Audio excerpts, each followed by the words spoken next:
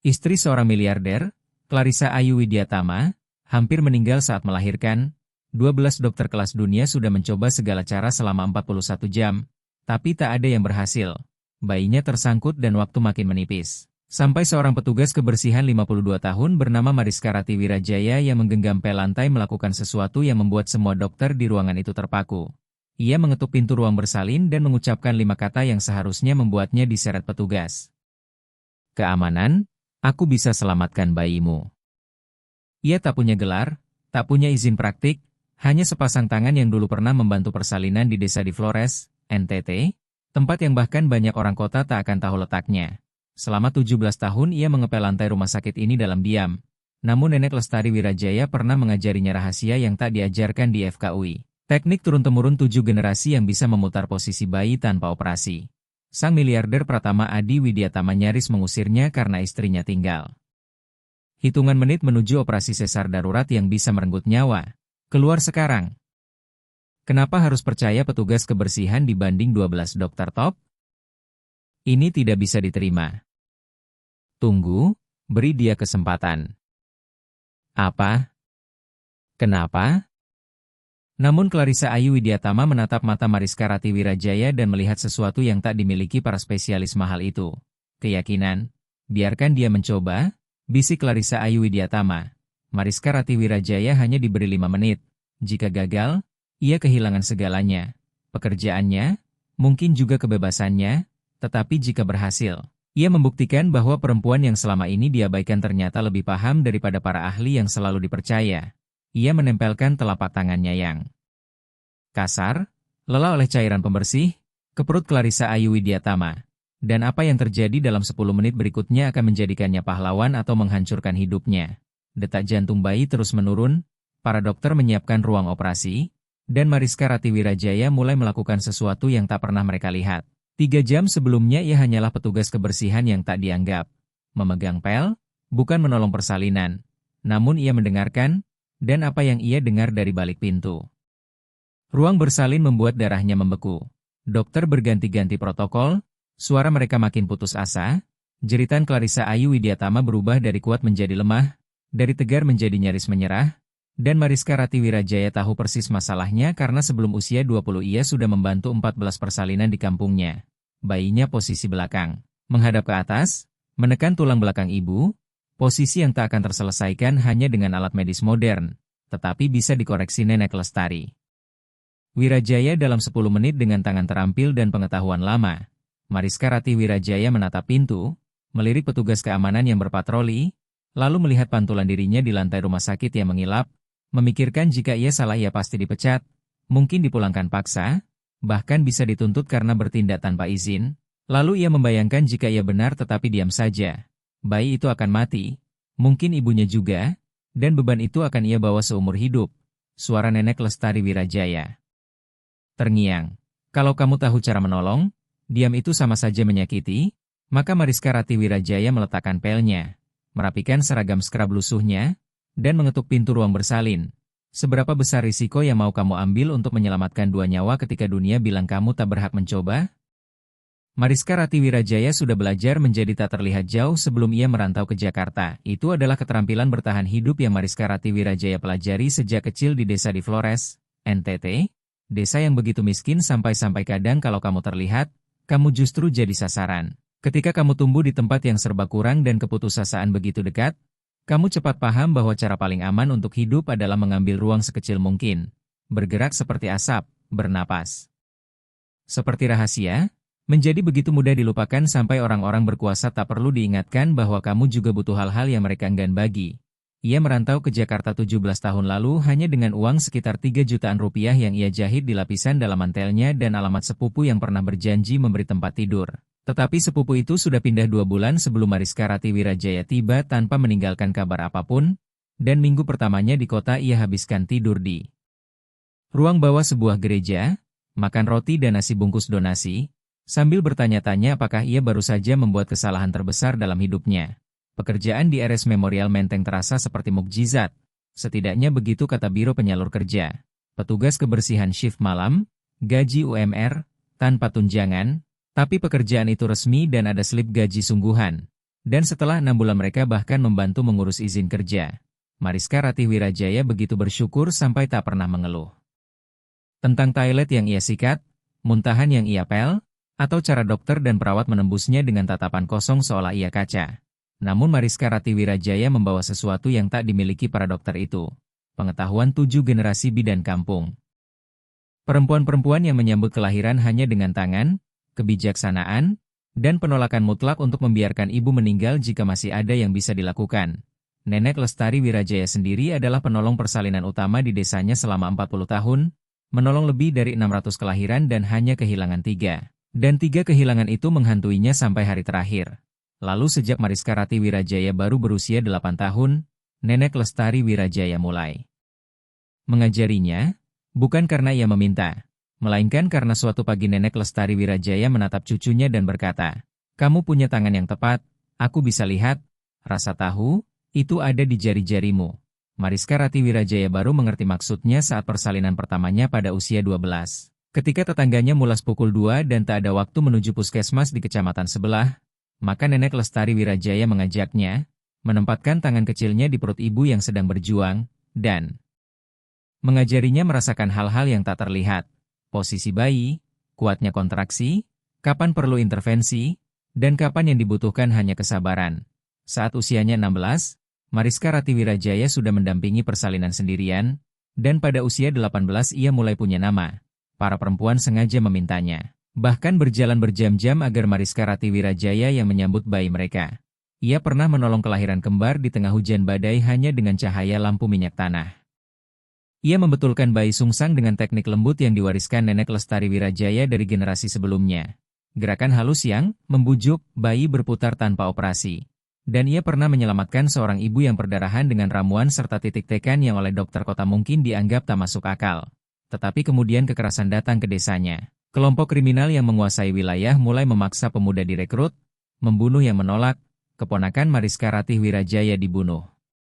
Karena berkata tidak, kakaknya menghilang, iparnya diancam, dan Mariska Ratih Wirajaya harus membuat pilihan paling menyakitkan dalam hidupnya. Meninggalkan semua yang ia kenal, semua yang ia cintai, dan panggilan suci yang selama ini membentuk dirinya. Demi hidup di tempat di mana pengetahuan dan pengalaman Mariska Ratih Wirajaya seolah tak bernilai sama sekali. Selama 17 tahun ia menjadi petugas kebersihan. Selama 17 tahun ia mengepel lantai, mengosongkan tempat sampah, menyikat toilet. Sementara dokter-dokter yang bahkan tak tahu separuh dari yang ia pahami tentang persalinan lewat begitu saja tanpa menoleh, dan ia berusaha berdamai. Atau setidaknya meyakinkan dirinya bahwa ia sudah berdamai. Karena itulah harga keamanan, harga bertahan hidup, harga mengirim uang pulang agar keluarganya bisa makan. Tetapi malam ini, berdiri di luar pintu ruang bersalin itu, mendengar seorang perempuan menjerit, para dokter berdebat, dan alat-alat medis membunyikan peringatan. Mariska Ratih Wirajaya merasakan sesuatu retak di dadanya. Bagian dirinya yang dulu adalah penolong persalinan, penyembuh, perempuan yang memahami kelahiran seperti musisi memahami simfoni. Bagian itu menolak untuk diam lagi. Selama berbulan-bulan, bayi keluarga Widyatama sudah jadi buah bibir di RS Memorial Menteng. Dan Pratama Adi Widyatama adalah miliarder teknologi yang namanya sering muncul di berita dengan sebutan visioner dan pengubah permainan. Membangun kerajaan media sosial dari kamar kos mahasiswa. Menjualnya dengan nilai setara ratusan triliun rupiah, lalu memakai uang itu untuk meluncurkan belasan perusahaan lain yang nilainya bahkan melampaui beberapa negara kecil. Istrinya, Clarissa Ayu Widyatama, mantan model yang menjadi filantropis, tipe perempuan yang muncul di Femina dengan busana kutur saat gala amal. Mereka tinggal di penthouse yang pernah diliput Kasa Indonesia, liburan di pulau pribadi, dan menjalani hidup dengan keyakinan mutlak bahwa uang bisa menyelesaikan semua masalah. Kehamilannya sudah sulit sejak awal.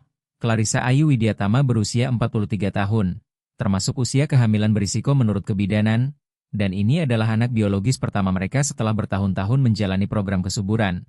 Mereka menyewa dokter terbaik, mengikuti semua protokol, dan tak menghemat biaya. Kamar bayi di penthouse mereka dirancang desainer interior selebritas dan dipenuhi perabot bayi premium ramah lingkungan yang nilainya bahkan lebih besar daripada gaji tahunan Mariska Ratih Wirajaya.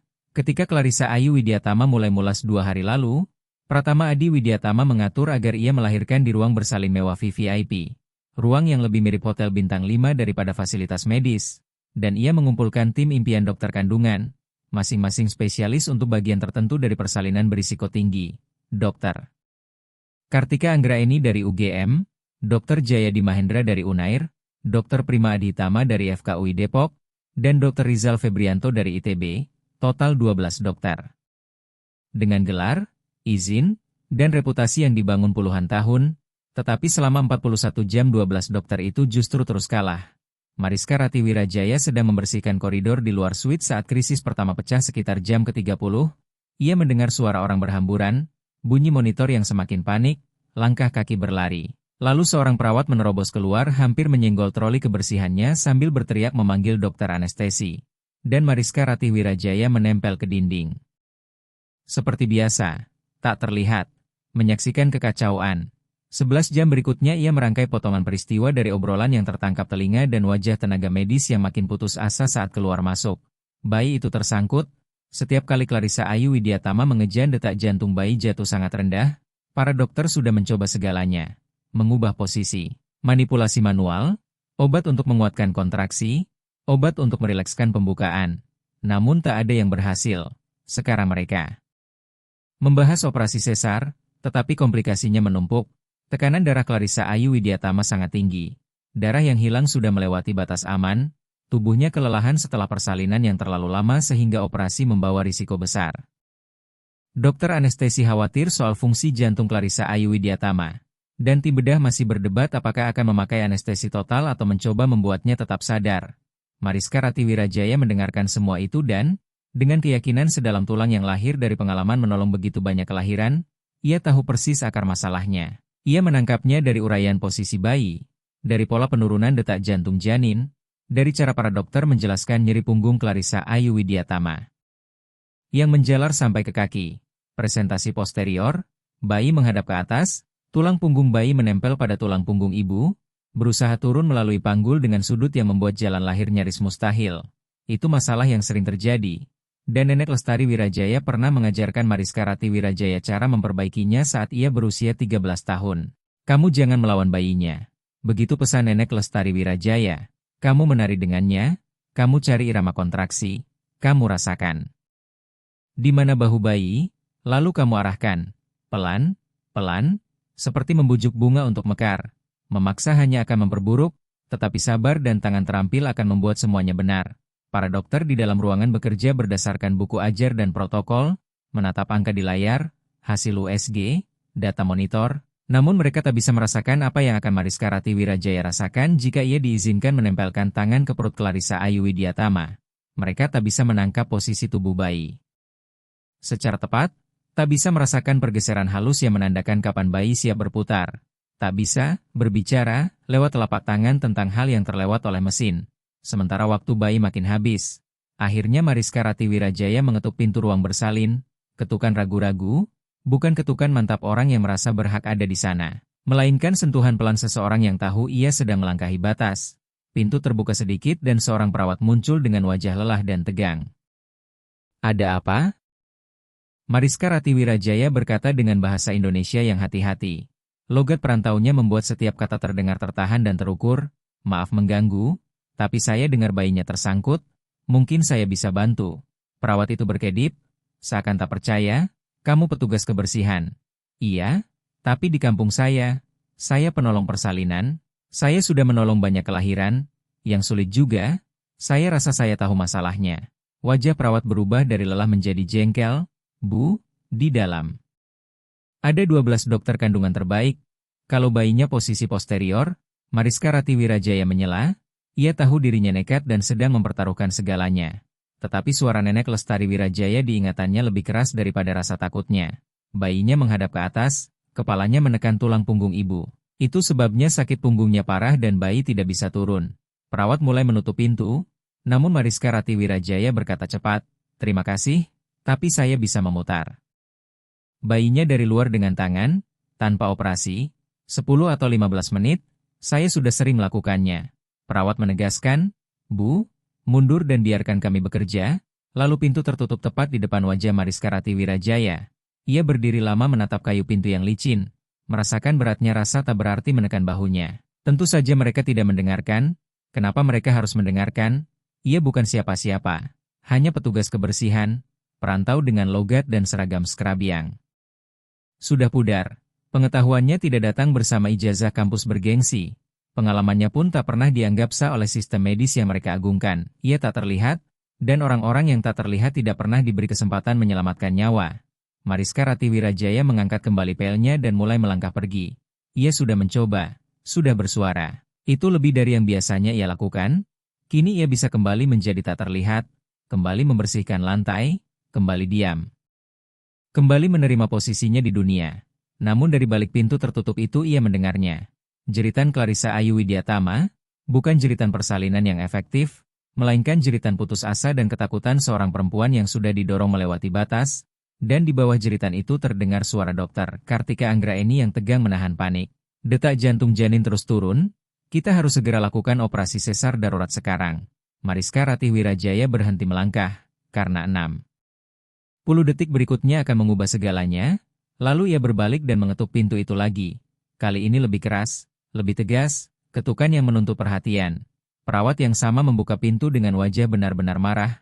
"Bu, saya akan panggil satpam kalau Anda tidak pergi." "Biarkan saya mencoba," kata Mariska Rati Wirajaya, dan suaranya kini berbeda. Tidak ragu, tidak meminta maaf, melainkan suara seorang perempuan yang telah menolong 14 kelahiran sebelum usia 20, yang menyelamatkan ibu. Dan bayi hanya dengan tangan, pengetahuan, dan keyakinan mutlak bahwa ia tahu apa yang sedang ia lakukan. 5 menit, itu saja yang saya minta. Kalau saya tidak bisa membantu, silakan lakukan operasi. Tetapi jika saya bisa menyelamatkan ibu ini dari sayatan dan menyelamatkan bayinya dari risiko pembedahan, apakah 5 menit tidak sepadan? Perawat itu hampir menolak. Mariska Rati Wirajaya bisa melihatnya. Namun kemudian dokter Kartika Anggraeni muncul di belakangnya. Dan sesuatu di wajah dokter itu membuat jantung Mariska Rati Wirajaya berdebar, bukan kemarahan, melainkan keputusasaan. "Apa yang dia katakan?" tanya dokter Kartika Anggraeni. "Dia bilang bayinya posisi posterior dan dia bisa memutarnya secara manual," jawab perawat dengan nada yang jelas meremehkan gagasan itu. Dokter Kartika Anggraeni menatap Mariska Rati Wirajaya lama. "Kamu petugas kebersihan?" "Iya." "Tapi di desa di Flores, NTT, saya penolong persalinan, saya sudah menolong banyak kelahiran, termasuk yang sulit. Kamu punya kredensial medis? Pelatihan formal?" "Saya belajar 10 tahun dengan Nenek Lestari Wirajaya. Beliau menolong lebih dari 600 kelahiran, dan saya sendiri menolong lebih dari 100 sebelum merantau ke Jakarta." Rahang dokter Kartika Anggraeni mengeras. Mariska Rati Wirajaya bisa melihat perhitungan di balik mata dokter itu. Di satu sisi ini terdengar mustahil. Tak masuk akal membiarkan petugas kebersihan tanpa izin praktik menyentuh pasien, apalagi istri miliarder di tengah persalinan rumit, tetapi di sisi lain mereka kehabisan pilihan, operasi sesar membawa risiko besar, dan ada sesuatu di mata perempuan ini. Tenang, pasti, sepenuhnya yakin, yang mengingatkan dokter Kartika Anggraeni pada alasan ia dulu memilih menjadi dokter. "Kamu akan melakukannya bagaimana?" potong dokter Kartika Anggraeni sambil tetap menatap Mariska Rati Wirajaya. "Saya menaruh tangan di perut ibu, merasakan di mana kepala bayi, di mana bahunya. Di antara kontraksi saat rahim rileks saya memberi tekanan lembut untuk memandu bayi berputar. Tidak sakit, ibu akan merasakan tangan saya tapi tidak nyeri. Jika bayinya siap berputar, ia akan berputar. Jika tidak, dalam 5 menit saya akan tahu dan Anda bisa lanjutkan operasi." "Dan kalau terjadi sesuatu?" tanya dokter Kartika Anggraeni. "Tidak akan terjadi apa-apa," jawab Mariska Rati Wirajaya tenang. "Saya sudah melakukannya berkali-kali. Saya tahu apa yang saya lakukan." Lalu terdengar keributan di belakang dokter Kartika Anggraeni ketika Pratama Adi Widyatama muncul dengan jas desainer kusut dan wajah letih. "Ada apa ini? Kenapa kita malah berdiri di sini bicara?" "Istri saya butuh operasi sekarang," bentak Pratama Adi Widyatama. Dokter Kartika Anggraeni menoleh kepadanya. "Pak Pratama Adi Widyatama, perempuan ini yakin dia bisa memutar posisi bayi tanpa operasi."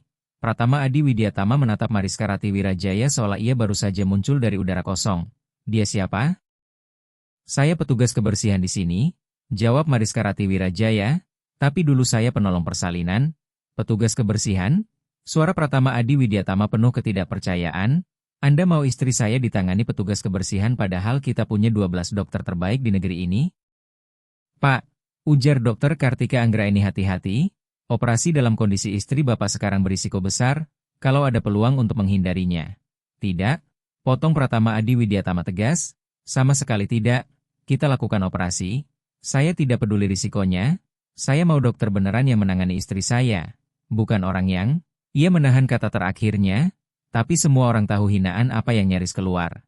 Mariska Ratih Wirajaya merasakan beban, tak terlihat, itu turun lagi ke bahunya. Iya. Sudah mencoba, sudah bersuara, sudah menawarkan pengetahuan, dan seperti selalu, tetap saja tidak cukup, lelaki kaya sudah bicara, dan kata-katanya seolah final. Lalu sebuah suara lain memotong ketegangan, lemah serak tetapi tegas, biarkan dia mencoba, semua menoleh, dan Clarissa Ayu Widyatama terlihat sebagian dari balik pintu. Bersandar pada bantal-bantal, wajahnya pucat dan tirus, rambutnya basah menempel oleh keringat, namun matanya jernih dan menatap lurus ke Mariska Ratih Wirajaya. Clarissa Ayu Widyatama, kamu tidak mengerti. Mulai Pratama Adi Widyatama, tetapi Clarissa Ayu Widyatama menyela, aku mengerti, aku sudah mulas hampir 2 hari. Aku mengerti semua tindakan yang dicoba para dokter ini gagal. Aku mengerti operasi sekarang bisa membunuhku. Dan aku mengerti perempuan ini menatapku seolah ia benar-benar tahu apa yang ia bicarakan.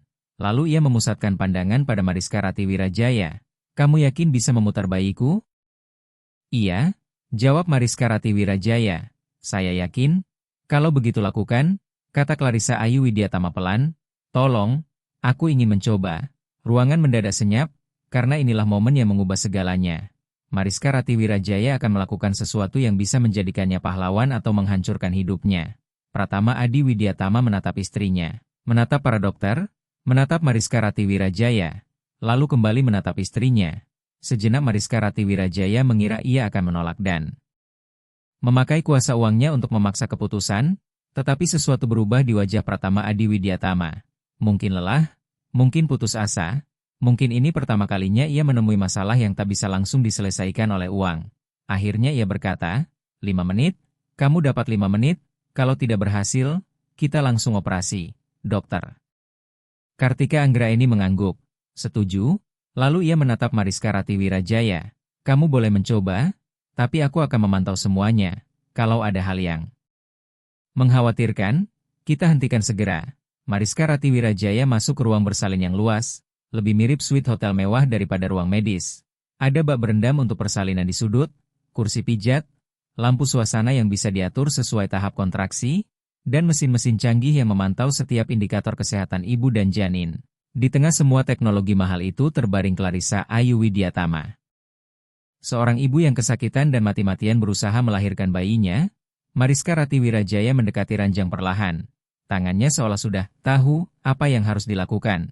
Ia melihat bentuk perut Clarissa Ayu Widyatama, membaca posisi bayi dari cara perut itu menonjol miring, dengan tonjolan keras di sisi kiri yang menandakan punggung bayi berada di sana. Lalu ia berkata lembut, saya akan menaruh tangan saya di perut ibu sekarang. Saya tidak akan menyakiti. Saya tidak akan menyakiti ibu, saya hanya meraba di mana posisi bayi, kata Mariska Ratih Wirajaya pelan. Clarissa Ayu Widyatama mengangguk, terlalu lelah untuk bicara. Lalu Mariska Ratih Wirajaya menempelkan kedua telapak tangannya ke perutnya. Tangan yang kasar karena 17 tahun kerja kebersihan. Kapalan, lelah. Jauh dari tangan dokter yang halus dan bersarung tangan. Namun begitu kulitnya tersentuh, sesuatu terjadi. Nenek Lestari Wirajaya dulu menyebutnya, rasa tahu.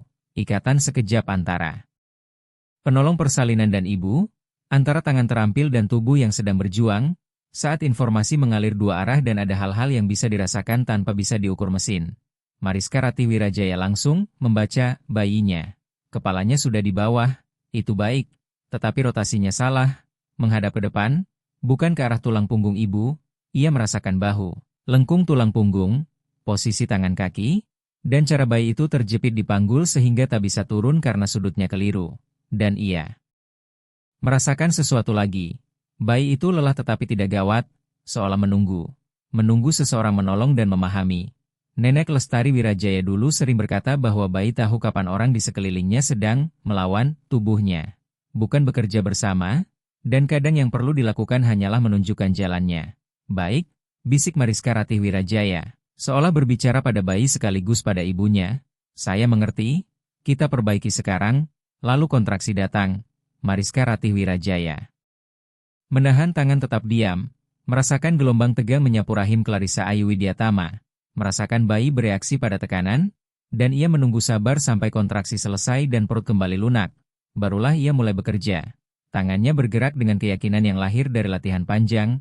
Ia menemukan bahu bayi lewat dinding perut. Lalu memberi tekanan lembut namun stabil ke atas dan sedikit ke kanan. Tidak memaksa, tidak mendorong keras, hanya menyarankan, membimbing, seperti berdialog. Dengan bayi lewat sentuhan dan tekanan serta rasa tahu yang menghubungkan penolong persalinan dengan sang anak, 12 dokter mengerumuni mereka, menonton dengan wajah campur aduk dari ragu, penasaran, sampai terang-terangan sinis, dan Dr. Jayadi Mahendra hampir bergetar karena tidak setuju. Sementara Dr. Kartika Anggraeni menatap tangan Mariska Rati Wirajaya dengan fokus tajam, dan Mariska Rati Wirajaya tahu dokter itu benar-benar melihat apa yang sedang ia lakukan, benar-benar memahami. Tekniknya, kontraksi berikutnya datang, Mariska Rati Wirajaya menjaga tekanan tetap lembut dan konsisten, bekerja mengikuti kontraksi, bukan melawannya, dan ia merasakan bayi bergeser sedikit, merasakan kepala berputar beberapa derajat, ada perubahan, kecil tapi nyata, ini berhasil, Clarissa Ayu Widyatama terengah, aku bisa merasakannya. Sakit punggungku berkurang, karena bayi mulai menjauh dari tulang punggung ibu, jawab Mariska Rati Wirajaya menenangkan. Kita sedang membuat ruang. Tarik napas lewat kontraksi ini. Bagus, bagus sekali. Kontraksi selesai, Mariska Rati Wirajaya mengubah posisi tangannya, mencari titik ungkit baru, lalu memberi tekanan dengan arah sedikit berbeda untuk mendorong rotasi berlanjut, dan kini ia merasakan bayi merespons dengan jelas, tubuh kecil itu berputar di ruang panggul yang sempit. Detak jantung janin mulai membaik, seorang perawat yang memantau CTG berseru, naik lagi ke 140, posisi janin berubah di USG, suara lain menyahut, bayinya sedang berputar. Pratama Adi Widyatama melangkah mendekat, wajahnya campuran antara tak percaya dan harapan yang nyaris putus asa. Ini benar-benar berhasil? Iya, jawab Mariska Rati Wirajaya singkat. Bayinya sedang berputar, tinggal sedikit lagi, bisik Mariska Rati Wirajaya. Lalu ia bekerja dalam diam. Tangannya membaca sinyal yang tak bisa ditangkap alat-alat mahal di ruangan itu. Ia merasakan momen saat kepala bayi melewati titik sempit di panggul, merasakan bahu kembali sejajar, merasakan seluruh tubuh bayi bergeser ke posisi yang benar. Kini menghadap ke bawah, dagu menunduk, siap turun.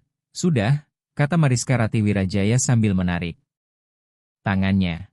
Selesai, posisi bayinya sudah benar, kontraksi berikutnya ibu mengejan dan bayi akan lahir. Dr. Kartika Anggraeni cepat melakukan pemeriksaan dalam, matanya membesar, pembukaan lengkap, kepala bayi sudah di posisi plus 2, presentasinya sekarang oksiput anterior, lalu ia menatap Mariska Rati Wirajaya dengan takjub, kamu berhasil, kamu benar-benar berhasil, kontraksi berikutnya datang dan kali ini berbeda. Tubuh Clarissa Ayu Widyatama yang sudah bertarung 41 jam mendadak. Tahu persis apa yang harus dilakukan. Lelahnya seolah tersibak, digantikan tenaga naluriah yang kuat, mengejan, perintah Dr. Kartika Anggraeni, mengejan sekarang. Clarissa Ayu Widyatama mengejan. Dan kali ini bayi benar-benar turun mengikuti jalan lahir sebagaimana mestinya ketika semua sudah sejajar. Satu kali mengejan lagi, kemajuan terasa nyata, ruangan meledak dalam antusiasme yang tetap terkendali, dokter dan perawat mengambil posisi, bersiap menyambut bayi yang tadi mereka kira harus dikeluarkan lewat operasi. Saya bisa lihat kepalanya, seru Dr. Kartika Anggraeni. Satu kali lagi, Clarissa Ayu Widyatama, satu kali lagi dan bayi melahir. Clarissa Ayu Widyatama berteriak dan mengejan dengan sisa tenaga terakhirnya, dan tiba-tiba, nyaris mustahil, setelah 42 jam persalinan, setelah 12 dokter kehabisan cara, setelah seorang miliarder hampir kehilangan semua yang berarti, bayi itu meluncur ke tangan Dr. Kartika Anggraeni yang sudah siap, tangisnya langsung pecah, keras, lantang, seolah memprotes dunia. Sempurna, ucap Dr. Kartika Anggraeni dengan suara bergetar menahan emosi. Ini bayi laki-laki yang sehat. Bayi itu sempurna. 10 jari tangan, 10 jari kaki, warna kulit bagus, tangis kuat. Lalu Dr. Kartika Anggraeni meletakkannya di dada Clarissa Ayu Widyatama, dan ruangan yang barusan menyaksikan hal mustahil meledak dengan sorak, tangis, dan tawa lega. Pratama Adi Widyatama ambruk ke kursi, menutup wajah dengan kedua tangan, terisak. Sementara Clarissa Ayu Widyatama juga menangis, memeluk putranya, menciumi kepala bayinya yang masih berlumur vernis, membisikkan kata-kata cinta, lega, dan terima kasih. Di tepi ruangan Mariska Rati Wirajaya berdiri dengan tangan kasarnya di sisi tubuh, air mata mengalir di pipi. Ia berhasil. Setelah 17 tahun menjadi tak terlihat, 17 tahun mengepel lantai sambil memikul pengetahuan turun-temurun, 17 tahun diam. Akhirnya ia memakai anugerahnya lagi, menyelamatkan ibu dan anak, menjadi penolong persalinan lagi. Dokter Kartika Anggraeni mendekat, mata dokter itu merah dan ketenangan profesionalnya runtuh oleh apa yang baru ia saksikan. Itu luar biasa. Ucapnya pelan, aku sudah menangani kebidanan 23 tahun dan belum pernah melihat yang seperti itu. Kamu belajar dari mana? Dari Nenek Lestari Wirajaya. Jawab Mariska Rati Wirajaya. Beliau mengajar saya bahwa bayi bukan masalah untuk diselesaikan. Bayi adalah manusia yang perlu dipandu. Kadang cara lama bekerja lebih baik daripada mesin baru. Suasana ruang bersalin berubah dari krisis menjadi perayaan. Bayi itu kemudian diberi nama Maximus, Maxi, Widyatama oleh Pratama Adi Widyatama dan Clarissa Ayu Widyatama. Kondisinya sehat dan menyusu dalam 1 jam. Clarissa Ayu Widyatama hanya memerlukan jahitan kecil. Dan pemulihannya terlihat cepat setelah persalinan panjang akhirnya selesai, sementara 12 dokter yang tadi tak mampu memecahkan masalah berdiri dalam kelompok-kelompok kecil. Sebagian membahas apa yang mereka lihat, sebagian lain menunduk memandangi sepatu mereka dengan malu. Dokter Jayadi Mahendra, spesialis dari Unair, menjadi yang pertama pergi. Ia bergumam soal harus mengejar penerbangan lalu menghilang tanpa sepatah kata lagi. Tetapi dokter Kartika Anggraeni tetap tinggal, begitu juga dokter Prima Adhitama dan beberapa dokter lain, dan mereka memandang Mariska Rati Wirajaya dengan mata baru. Seolah baru pertama kali melihatnya sebagai sesuatu yang lebih dari perempuan tak terlihat yang selama ini mengepel lantai mereka. Mariska Rati Wirajaya sendiri berusaha menyelinap. Pergi diam-diam karena ia sudah melakukan yang perlu dilakukan dan kini ingin kembali ke tak terlihatannya, sebelum ada yang memutuskan ia sudah keterlaluan melangkahi batas. Namun saat ia mengambil troli kebersihan yang tadi ia tinggalkan di koridor, Dokter Kartika Anggraeni menyusulnya. Tunggu, panggil dokter itu, tolong jangan pergi dulu. Mariska Rati Wirajaya menoleh dengan jantung berdebar. Ini momen ketika ia pasti akan diberitahu bahwa ia dipecat, mungkin juga harus menghadapi konsekuensi hukum karena bertindak tanpa izin praktik. Namun wajah dokter Kartika Anggraeni tidak marah. Aku perlu tanya sesuatu, kamu sudah berapa kali melakukan itu? Teknik memutar posisi bayi.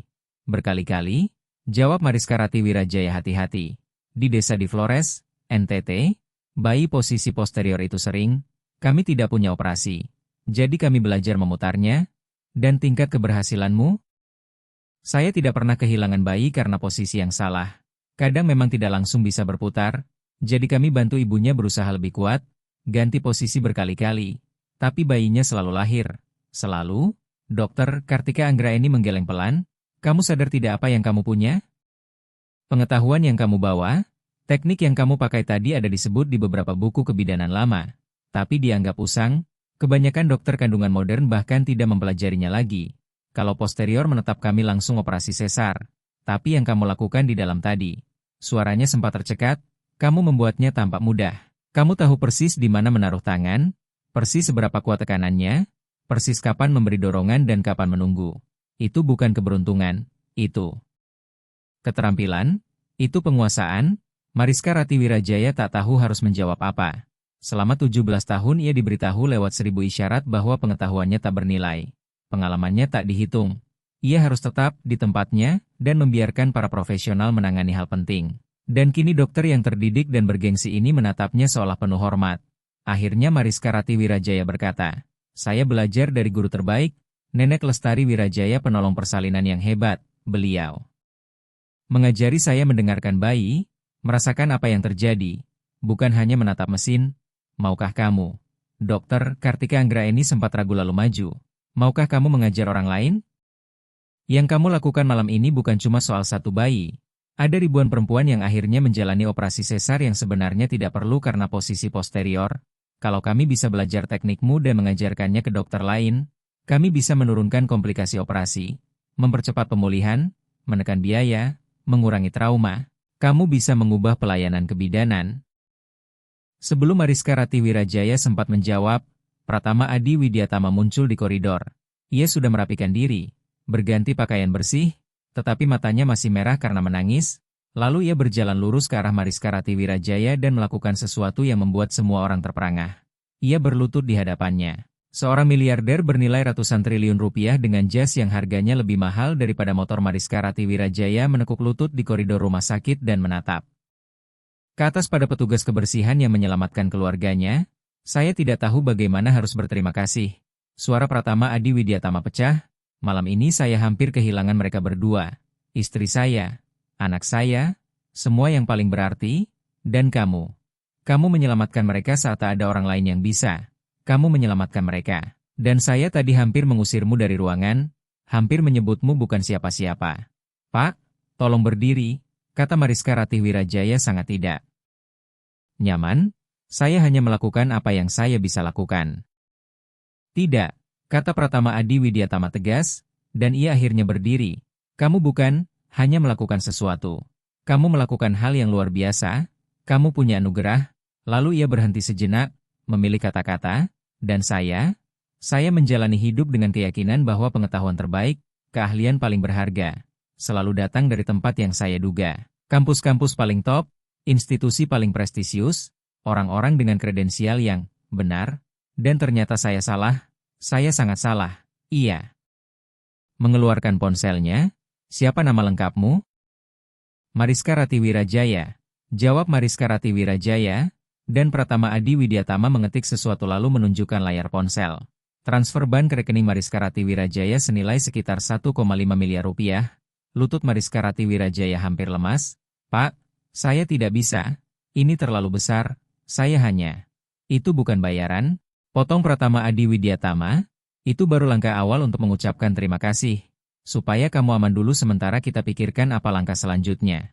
Lalu ia menoleh pada Dr. Kartika Anggraeni. Saya ingin mendanai program, mungkin pusat persalinan, tempat yang menggabungkan pengetahuan tradisional dengan kedokteran modern, tempat yang menghargai kebijaksanaan dari manapun asalnya, dan saya ingin kamu. Ia menatap kembali Mariska Rati Wirajaya. Jadi bagian dari itu. Mengajar, mendampingi, berbagi apa yang kamu tahu.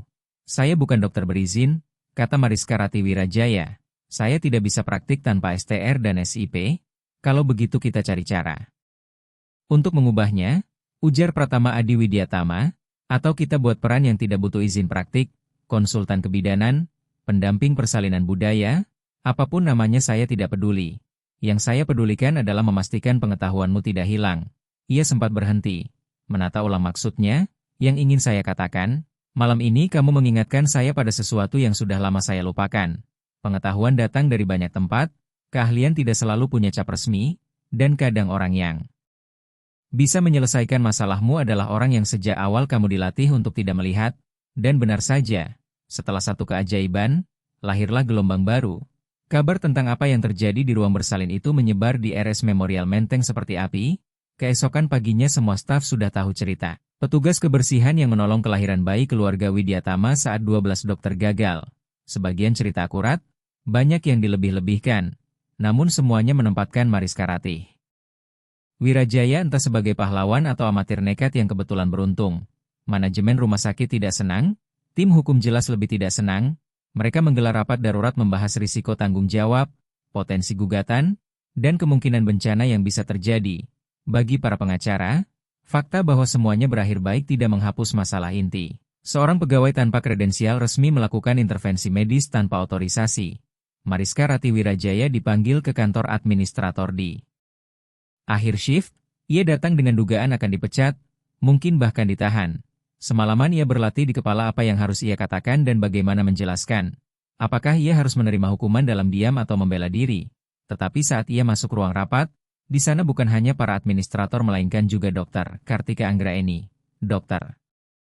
Prima Adhitama, Pratama Adi Widyatama, dan tim pengacara yang ternyata milik Pratama Adi Widyatama, bukan milik rumah sakit. Ibu Mariska Rati Wirajaya, mulai.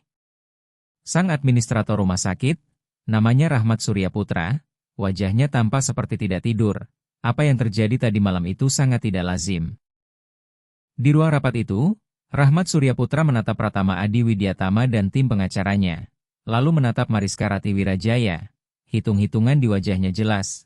Melawan berarti menghadapi bencana huma sekaligus kehilangan donasi besar, atau mencari cara agar semuanya legal dan bisa berjalan. Akhirnya Rahmat Surya Putra berkata, "Saya akan konsultasi dengan Dewan Direksi, kita harus menyusun ini dengan sangat hati-hati." Namun saat ia memandang Mariska Rati Wirajaya, untuk pertama kalinya, Mariska Rati Wirajaya melihat rasa hormat di matanya. "Saya rasa kita bisa menemukan jalan." Lalu Mariska Rati Wirajaya berbisik pelan, "Iya, Pak, saya tahu. Maaf kalau saya menimbulkan masalah." "Maaf?" Pratama Adi Widyatama memotong tajam. "Dia menyelamatkan istri dan anak saya, dan dia minta maaf?" Rahmat Surya Putra menjawab hati-hati, "Pak Pratama Adi Widyatama, kami menghargai apa yang dilakukan Mariska Rati Wirajaya. Tapi ada protokol, prosedur, dan risiko tanggung jawab hukum. Kalau begitu ubah protokolnya," kata Pratama Adi Widyatama datar, "saya siap memberi donasi besar untuk rumah sakit ini. Anggap saja mulai dari sekitar 150 miliar rupiah, tapi ada syaratnya. Pertama, Mariska Rati Wirajaya tetap bekerja, tanpa pertanyaan. Kedua, kalian buat posisi resmi bagi penolong persalinan tradisional untuk bekerja berdampingan dengan dokter kandungan. Ketiga, kalian buat program pelatihan supaya dokter kalian bisa belajar dari orang seperti Mariska Rati Wirajaya alih-alih meremehkan pengetahuan mereka." Ruangan mendadak sunyi karena angka itu jauh melampaui anggaran tahunan satu departemen. Rahmat Surya Putra berdehem, "Pak Pratama Adi Widyatama, kami perlu konsultasi dengan tim hukum dan Dewan Medis. Saya sudah bicara dengan pengacara saya," sela Pratama Adi Widyatama. "Mereka bilang ada banyak kerangka yang sah untuk memasukkan praktisi tradisional ke lingkungan rumah sakit. Pendamping laktasi, pendamping persalinan budaya, konsultan kebidanan, kita hanya perlu struktur yang tepat." Lalu ia menoleh ke Mariska Rati Wirajaya, "Kamu maunya apa? Kalau kamu bisa merancang peran idealmu di sini, seperti apa bentuknya?" Mariska Rati Wirajaya tidak menyangka pertanyaan itu. Begitu lama ia hanya diberitahu tempatnya di mana. Sampai ditanya apa yang ia inginkan terasa seperti belajar bahasa baru. Ia mulai, berhenti, lalu mencoba lagi. "Saya ingin membantu para ibu. Saya ingin mengajarkan dokter cara-cara lama yang terbukti bekerja. Saya ingin memastikan perempuan yang persalinannya sulit mendapat pertolongan yang mereka butuhkan. Semua jenis pertolongan, bukan hanya operasi." Ia menarik napas, lalu suaranya menguat, "Saya ingin pengetahuan Nenek Lestari Wirajaya berarti. Saya ingin itu dihormati." Dan sejak saat itu, revolusi sunyi Mariska Rati Wirajaya benar-benar dimulai. Perjuangan membuat kebijaksanaan tradisional diakui di sistem medis modern memang tidak mudah. Tetapi 6 bulan berikutnya mengubah hidupnya. Donasi Pratama Adi Widyatama benar-benar masuk, dan bersama itu berdirilah sebuah pusat kebijaksanaan persalinan tradisional di sayap baru RS Memorial Menteng yang direnovasi. Dirancang sebagai jembatan antara praktik lama dan kedokteran modern, tempat dokter belajar dari penolong persalinan tradisional dan tempat para ibu bisa memilih bentuk perawatan yang paling terasa tepat bagi mereka. Mariska Rati Wirajaya menjadi pendamping persalinan budaya pertama di pusat itu. Gelar yang dibuat khusus untuknya, dengan peran resmi, konsultasi persalinan sulit, mengajar teknik tradisional kepada koas dan residen, serta memberi layanan yang PK budaya untuk pasien yang beragam. Reaksi para dokter pun beragam. Sebagian, seperti Dr. Kartika Anggraeni, menyambut antusias, hadir di Lokakarya Mariska Rati Wirajaya, menyaksikan demonstrasinya, mengajukan ratusan pertanyaan tentang dasar fisiologis praktik tradisional. Sementara yang lain tetap skeptis bahkan terang-terangan memusuhi. Menganggap Mariska Rati Wirajaya ancaman bagi kedokteran berbasis bukti dan langkah mundur menuju praktik yang mereka cap berbahaya dan tidak ilmiah. Pada lokakarya pertamanya di depan ruangan penuh dokter kandungan dan mahasiswa kedokteran, tangan Mariska Rati Wirajaya sampai gemetar begitu hebat karena meski ia sudah menolong lebih dari 100 kelahiran di desa di Flores, NTT, berdiri di depan orang-orang bergelar untuk menjelaskan teknik yang diwariskan lewat praktik dan ingatan terasa jauh lebih menakutkan daripada badai manapun. Dokter Kartika Anggraeni condong ke depan. "Bagaimana kalau kita buat program percontohan, inisiatif integrasi kebijaksanaan persalinan tradisional atau apapun namanya?" Mariska Rati Wirajaya bekerja dengan tim obstetri berisiko tinggi kami. Bukan sebagai dokter, tetapi sebagai konsultan. Dia mengajarkan tekniknya, kita dokumentasikan apa yang berhasil, kita pelajari hasilnya, lalu kita ciptakan model yang bisa diadopsi rumah sakit lain. "Apakah itu berarti dia perlu masuk ruang bersalin?" tanya Rahmat Surya Putra gugup. "Kadang, Jawab Dokter Kartika Anggraeni, di bawah supervisi saya dengan izin praktik saya sebagai penanggung jawab, saya ambil tanggung jawab penuh, tetapi ya, beberapa teknik tradisional memang perlu demonstrasi langsung. Saya tidak yakin Dewan Medis, mulai Rahmat Surya Putra, namun Pratama Adi Widyatama memotong, Dewan Medis akan melakukan apapun yang perlu untuk menghindari judul berita. Rumah sakit memecat perempuan yang menyelamatkan bayi miliarder. Dan saya bisa memastikan judul itu muncul di semua media nasional jika memang harus. Ia tidak tersenyum dan semua orang tahu ia serius. Rahmat Surya Putra menatap Mariska Ratih Wirajaya lalu Pratama Adi Widyatama. Hitungannya jelas, dan beberapa minggu kemudian lokakarya pertama digelar. Berdiri di depan ruangan penuh dokter dan mahasiswa kedokteran. Menjelaskan teknik yang diwariskan lewat tradisi lisan terasa nyaris mustahil bagi Mariska Ratih Wirajaya. Namun ia memulai dengan bahasa yang tenang, kuncinya adalah merasakan apa yang terjadi di dalam. Mesin memberi angka, tetapi tangan menceritakan kisahnya, ia mendemonstrasikan pada boneka peraga cara meraba posisi, memberi tekanan saat dan di antara kontraksi. Merasakan kapan bayi siap berputar dan kapan waktu lebih dibutuhkan. Seorang residen muda bertanya, bagaimana Anda tahu kapan mendorong dan kapan menunggu? Penanda fisiologis apa yang Anda rasakan? Mariska Ratih Wirajaya berjuang mencari kata. Bukan satu hal, melainkan banyak hal sekaligus, kerasnya otot, arah gerak, respon saat disentuh. Nenek Lestari Wirajaya menyebutnya mendengarkan dengan jari, dan itu perlu latihan berulang. Jadi itu intuisi? Salah seorang dokter dengan nada meremehkan. Tidak, potong Dokter Kartika Anggraeni, ini penilaian taktil dengan umpan balik proprioseptif, pengenalan pola yang berkembang dari pengalaman luas, hanya karena belum kita kuantifikasi dengan monitor bukan berarti tidak nyata. Tangan manusia bisa mendeteksi perubahan tekanan dan pergeseran posisi yang luput dari USG. Lokakarya berlanjut, kadang tegang, kadang mencerahkan, dan di akhir beberapa dokter meminta izin mengamati Mariska Ratih Wirajaya bekerja dengan pasien nyata. Sebagian berterima kasih karena berbagi pengetahuan yang tak pernah mereka temui di bangku kuliah. Perlahan kabar menyebar, para perempuan mulai secara khusus meminta Mariska Ratih Wirajaya, terutama mereka yang punya pengalaman persalinan traumatis, perempuan dari komunitas perantau yang merasa lebih nyaman dengan pendamping yang memahami praktik budaya, dan mereka yang menginginkan alternatif dari persalinan yang terlalu dimediskan. Mariska Ratih Wirajaya bekerja di bawah supervisi Dokter Kartika Anggraeni, selalu patuh batas hukum dan menyerahkan keputusan akhir pada dokter. Namun tingkat keberhasilannya tak terbantahkan. Dalam 6 bulan ia terlibat pada 34 persalinan sulit, 31 diantaranya berakhir dengan persalinan normal spontan yang semula direncanakan operasi. 3 lainnya memang memerlukan operasi sesar dan justru Mariska Ratih Wirajaya yang mengenali saat teknik tradisional tidak efektif dan pembedahan diperlukan. Data yang terkumpul cukup kuat hingga Dewan Medis RS Memorial Menteng resmi menyetujui program tersebut. Dan rumah sakit lain mulai menelepon menanyakan model ini untuk diterapkan di tempat mereka. Bahkan jurnal-jurnal medis mulai meminta artikel tentang integrasi praktik kebidanan tradisional dan modern, dan suatu malam, sekitar 8 bulan setelah malam yang mengubah segalanya, Mariska Ratih Wirajaya keluar dari RS Memorial Menteng ketika ia melihat sosok yang familiar di area parkir. Pratama Adi Widyatama baru turun dari mobil dan ia membawa Maksi Widyatama. Bayi itu kini berusia 8 bulan. Gempal dan sehat, dengan mata seperti ibunya dan ekspresi tegas seperti ayahnya. Mariska Ratih Wirajaya. Panggil Pratama Adi Widyatama. Saya berharap bisa bertemu kamu. Kami kesini untuk kontrol Maksi Widyatama. Dan Clarissa Ayu Widyatama minta saya memberikan sesuatu. Ia menyodorkan sebuah amplop, di dalamnya ada cek sekitar 750 juta rupiah dan sepucuk surat.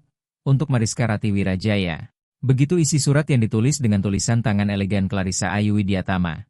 Setiap hari saat aku memeluk putraku, aku memikirkanmu, aku memikirkan betapa dekatnya aku kehilangan dia dan bagaimana kamu menolak membiarkan itu terjadi. Uang. Ini hanyalah ucapan terima kasih kecil, tetapi yang lebih penting, aku ingin kamu tahu. Malam itu kamu mengubah lebih dari sekadar hidup kami. Kamu mengubah cara aku memandang kebijaksanaan, pengetahuan, dan siapa yang layak disebut ahli. Aku sudah memulai sebuah yayasan untuk mendukung para pendamping persalinan tradisional, mendanai program pelatihan, dan menjaga pengetahuan medis leluhur agar tidak hilang. Aku menamainya Yayasan Nenek Lestari untuk menghormati Nenek Lestari Wirajaya. Semoga itu tidak masalah. Terima kasih sudah menyelamatkan keluargaku. Terima kasih karena berani bersuara ketika semua orang lain sudah menyerah. Terima kasih karena menunjukkan bahwa kadang orang yang kita abaikan justru yang paling melihat dengan jernih. Dengan rasa syukur yang tak terhingga, Clarissa Ayu Widiatama, mata Mariska Rati Wirajaya berkabut oleh air mata. Ia memandang Maksi Widiatama, bayi sempurna yang seharusnya tidak selamat, lalu merasakan warisan nenek Lestari Wirajaya. Turun ke bahunya, bukan sebagai beban, melainkan sebagai sayap. Nenek Lestari Wirajaya pasti bangga, ujar Pratama Adi Widiatama pelan. Kamu menghormati pengetahuannya, kamu membuatnya berarti. Beliau selalu bilang kepada saya, jawab Mariska Rati Wirajaya, bahwa persalinan itu pekerjaan suci. Bahwa membawa bayi ke dunia adalah hal terpenting yang manusia lakukan, dan penolong persalinan adalah penjaga pengetahuan suci itu. Kita tidak boleh membiarkannya mati. Itu tidak akan mati, kata Pratama Adi Widiatama. Mantap, bukan sekarang, bukan selama orang seperti kamu mengajarkannya pada generasi berikutnya. Maksi Widiatama mengulurkan tangan gendutnya ke arah Mariska Rati Wirajaya. Ia menggenggamnya, merasakan cengkeraman kecil yang kuat, lalu tersenyum di balik air mata. Halo, Maksi Widiatama, bisiknya, kamu tahu kamu keajaiban? Kamu tahu hidupmu memulai sebuah revolusi? Dan memang, kisah Mariska Rati Wirajaya belum berakhir. Itu baru permulaan. 2 tahun setelah malam di ruang bersalin itu, Mariska Rati Wirajaya berdiri di panggung FKUI Depok. Kini berpakaian rapi meski ia masih merasa paling nyaman memakai scrub lamanya. Aula dipenuhi mahasiswa kedokteran, dokter, bidan, dan pendamping persalinan tradisional dari berbagai daerah di Indonesia yang datang untuk simposium integrasi kebidanan tradisional dan modern, dan Mariska Rati Wirajaya menjadi pembicara utama. Ia tak pernah membayangkan dirinya, seorang perempuan perantau miskin, berdiri menyapa para profesional medis paling terkemuka.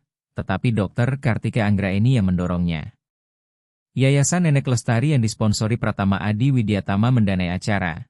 Dan Clarissa Ayu Widiatama juga membantu menghadirkan praktisi tradisional dari berbagai tempat untuk berbagi ilmu. Mariska Rati Wirajaya melangkah ke podium, menatap lautan wajah, menarik napas, lalu mulai. Nama saya Mariska Rati Wirajaya, 2 tahun lalu saya petugas kebersihan. Saya mengepel lantai dan membersihkan kamar mandi, dan saya tak terlihat bagi kebanyakan orang di rumah sakit ini. Tapi saya membawa sesuatu yang tidak pernah orang lihat. Lanjut Mariska Rati Wirajaya. Saya membawa pengetahuan 7 generasi bidan yang diajarkan kepada saya oleh Nenek Lestari Wirajaya, yang menolong lebih dari 600 kelahiran hanya dengan tangan, kebijaksanaan, dan cinta. Ia berhenti sejenak, mengumpulkan keberanian. Selama 17 tahun saya diam, saya melihat perempuan menderita saat melahirkan. Saya melihat dokter berjuang menghadapi komplikasi yang sebenarnya saya tahu cara menanganinya, dan saya tidak mengatakan apa-apa karena saya percaya pengetahuan saya tidak penting. Saya bukan siapa-siapa, orang seperti saya seharusnya tetap tak terlihat dan membiarkan para ahli mengurus hal-hal besar. Lalu suatu malam saya mendengar seorang perempuan menjerit, saya mendengar seorang bayi sekarat, dan saya harus memilih. Tetap tak terlihat dan aman, atau bersuara dan mempertaruhkan segalanya. Saya memilih bersuara, dan pilihan itu mengubah hidup saya, tetapi yang lebih penting, itu memulai percakapan tentang pengetahuan siapa yang dianggap penting.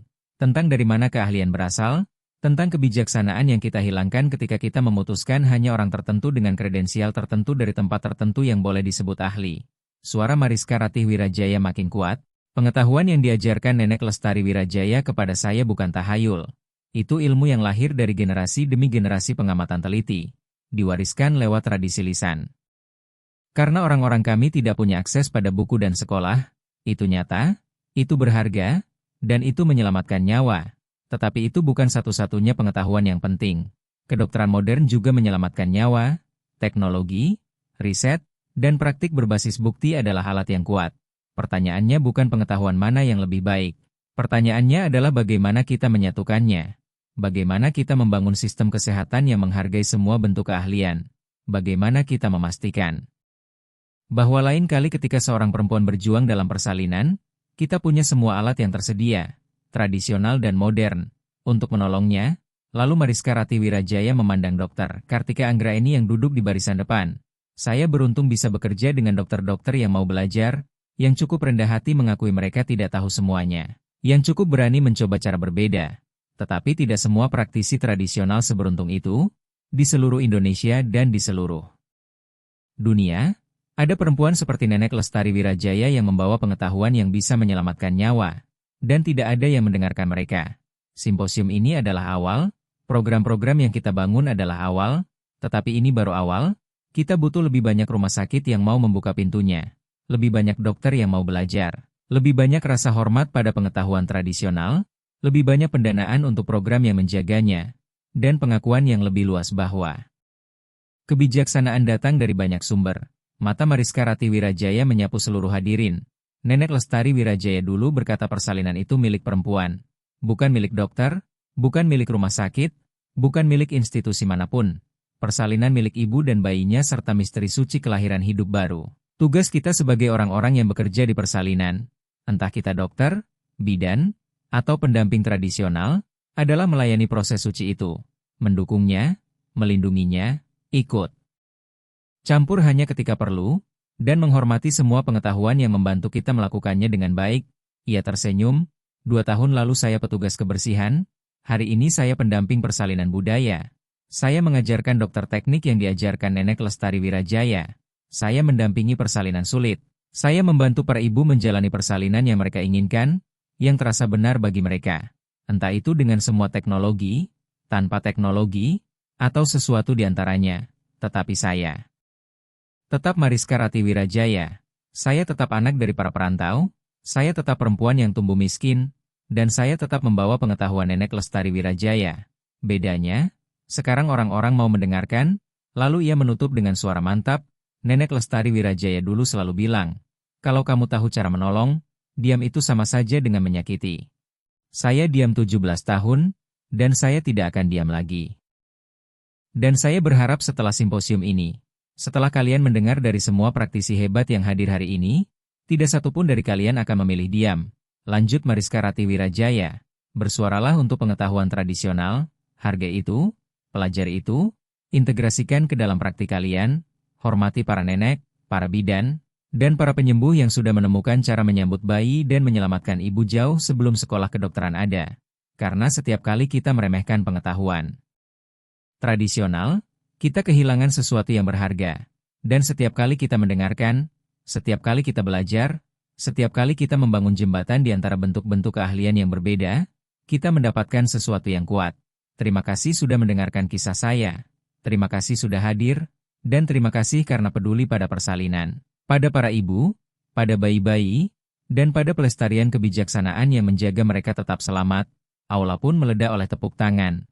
Orang-orang berdiri, sebagian menangis, sebagian bersorak, dan Mariska Rati Wirajaya berdiri di podium, tidak lagi tak terlihat, tidak lagi diam, membawa warisan Nenek Lestari Wirajaya menuju masa depan di mana pengetahuan tradisional dan kedokteran modern berjalan berdampingan. 3 tahun setelah malam di ruang bersalin itu, Yayasan Nenek Lestari telah mendanai 47 program pelatihan pendamping persalinan tradisional di berbagai wilayah Indonesia. Model pusat kebijaksanaan persalinan tradisional sudah diadopsi oleh 23 rumah sakit. Sekolah kedokteran mulai memasukkan modul praktik kebidanan tradisional dalam kurikulum mereka, dan Mariska Rati Wirajaya telah melatih 89 dokter dalam teknik rotasi manual yang dulu menyelamatkan Maximus, Maxi, Widyatama. Ia masih bekerja di RS Memorial Menteng, tetapi kini penghasilannya dalam seminggu lebih besar daripada setahun di masa lalu. Ia sudah menjemput kakak perempuannya dan 2 keponakan perempuannya ke Depok. Ia membeli rumah kecil di Depok. Ia membentuk dana beasiswa bagi perempuan muda dari desa di Flores, NTT, yang ingin belajar menjadi bidan. Namun bagian favorit dari pekerjaannya tetap yang paling sederhana. Berada di ruang bersalin, menaruh tangan pada perut ibu yang sedang berkontraksi, merasakan bayi bergerak, membisikkan semangat dalam bahasa yang dipahami sang ibu, dan menyambut bayi-bayi dengan hormat, bahagia, serta rasa tahu, suci yang berpindah dari sepasang tangan ke sepasang tangan berikutnya. Suatu sore ketika Mariska Rati Wirajaya hendak pulang dari rumah sakit, seorang perempuan muda menghampirinya, sekitar 25 tahun, mata baik, dan gelisah antusias. Apakah Anda Mariska Rati Wirajaya? Tanya perempuan itu. Iya, jawabnya. Bulan depan saya mulai sekolah kedokteran di UGM, saya mau mengambil spesialis kebidanan, dan saya. Ia berhenti sejenak mengumpulkan keberanian. Saya cuma ingin bilang terima kasih. Saya membaca tentang apa yang Anda lakukan. bagaimana Anda menyelamatkan bayi itu ketika dokter-dokter tidak bisa. Dan itu membuat saya sadar saya ingin menjadi dokter yang mau mendengar, mau belajar, dan menghormati semua bentuk pengetahuan. Karena Anda, saya masuk sekolah kedokteran untuk menjadi jembatan antara cara lama dan cara baru. Jadi terima kasih. Mata Mariska Rati Wirajaya terasa perih oleh air mata. Ini yang ia harapkan. Bukan sekadar menyelamatkan satu bayi, tetapi mengubah cara satu generasi dokter memandang kelahiran, pengetahuan, dan siapa yang layak disebut ahli. Siapa namamu? Tanya Mariska Rati Wirajaya. Laras, jawab perempuan muda itu. Nama saya Laras, nenek saya yang memberi nama. Beliau dulu bidan. Mariska Rati Wirajaya tersenyum di balik air mata. Kalau begitu kamu membawa nama yang suci. Laras berarti keteduhan dan harmoni. Nenekmu tahu persis apa yang ia lakukan saat memberimu nama itu. Nama itu? Lanjut Mariska Rati Wirajaya. Seolah mengatakan kamu harus menjadi cahaya untuk orang lain. Laras menelan ludah. Suaranya bergetar. Saya harap saya bisa. Seperti ibu, kamu pasti bisa. Yakinkan Mariska Rati Wirajaya. Dan ketika kamu lulus, ketika kamu jadi dokter, cari saya. Saya akan mengajarimu semua yang diajarkan Nenek Lestari Wirajaya kepada saya. Dan kamu akan mengajarkan itu kepada generasi berikutnya. Begitulah pengetahuan tetap hidup. Kita teruskan, dari satu pasang tangan ke pasang tangan berikutnya, dari satu cahaya ke cahaya berikutnya. Perempuan muda itu memeluk Mariska Rati Wirajaya, mengucapkan terima kasih sekali lagi, lalu berjalan pergi. Mariska Rati Wirajaya menatapnya menjauh, membayangkan Laras kelak membawa cahaya ke dunia medis, menghormati cara lama sambil merangkul cara baru, membuktikan bahwa pengetahuan Nenek Lestari Wirajaya tidak akan ikut mati bersamanya. Mariska Rati Wirajaya mendongak ke langit senja di atas Depok, langit yang sama yang dulu ditatap Nenek Lestari Wirajaya dari desa di Flores, NTT. Bintang-bintang yang sama yang menyaksikan 7 generasi kelahiran dan kematian serta putaran hidup yang tak pernah berhenti. Saya berhasil, Nenek Lestari Wirajaya, bisik Mariska Rati Wirajaya. Saya menjaga pengetahuan itu tetap hidup, saya membuatnya berarti, dan di suatu tempat.